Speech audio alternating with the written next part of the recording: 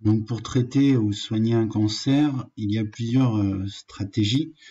D'abord la chirurgie qui permet l'ablation de la tumeur ou des métastases.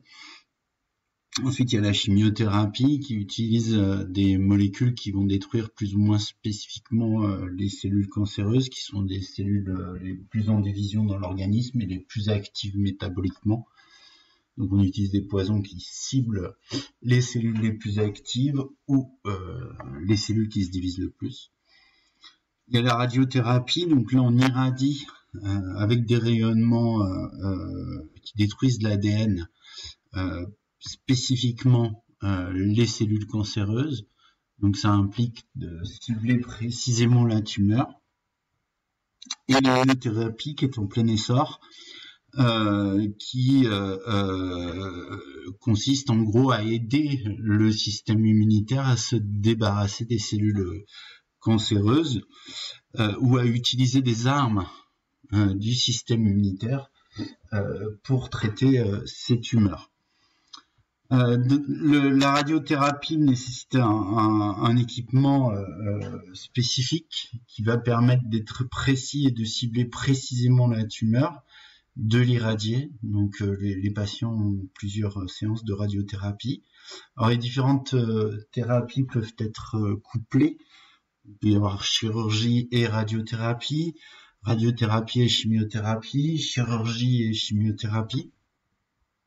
Donc dans le cadre des chimiothérapies, on a des médicaments ici, l'exemple qui est donné c'est la cisplatine,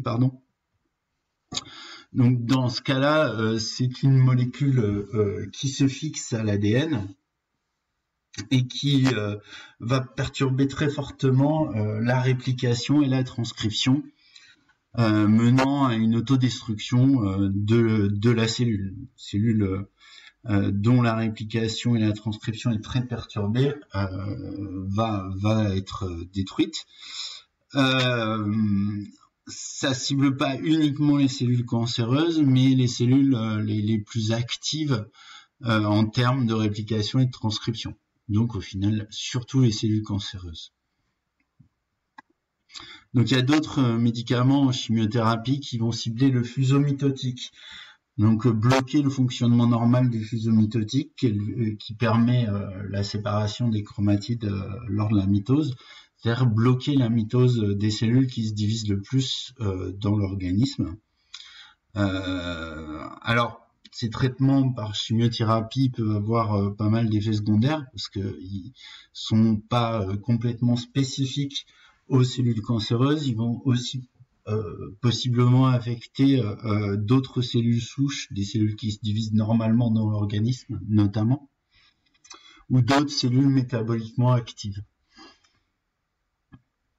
Donc il y a l'immunothérapie qui est en plein développement actuellement. Alors l'exemple qui est donné dans le livre, c'est l'exemple d'un médicament au nom imprononçable, le pembrolizumab. On voit que les résultats ici, dans le cadre d'un cancer du poumon, sont meilleurs qu'avec chimiothérapie. Alors, c'est pas toujours le cas, hein. Il y a des traitements de chimiothérapie très efficaces contre certains cancers.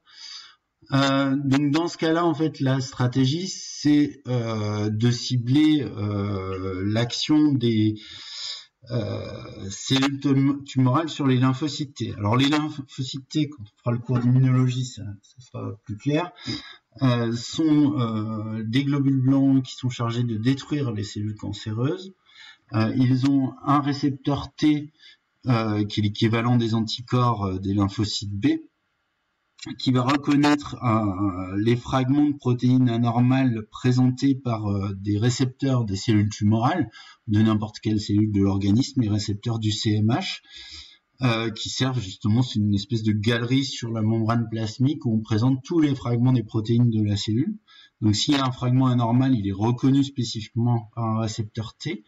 Et ces lymphocytes T, ils nécessitent plusieurs signaux. Il y a aussi des signaux de coactivation, mais aussi des signaux de freinage pour que s'arrête la réponse immunitaire ou qu'elle ne soit pas dirigée contre des cellules contre lesquelles elle ne doit pas être dirigée. Et là, dans certains cas de cancer, les cellules tumorales surexpriment un récepteur qui va freiner et donc bloquer l'action des lymphocytes T destinés à détruire les cellules anormales. Donc là, la stratégie avec ce médicament, c'est des anticorps monoclonaux qui bloquent soit le ligand PDRL que surexprime la cellule tumorale, soit le récepteur sur le lymphocyte T, donc empêche l'interaction entre les deux et conduit à une action des lymphocytes T sur les cellules tumorales. Donc on peut modifier la réponse immunitaire en utilisant des anticorps de cette façon-là. On peut aussi utiliser des anticorps ciblés contre les cellules cancéreuses. Il y a aussi d'autres techniques comme les cellules CAR-T. On prend des cellules souches chez le malade qu'on va modifier génétiquement pour créer en quelque sorte des lymphocytes T améliorés, plus efficaces dans la destruction des cellules tumorales.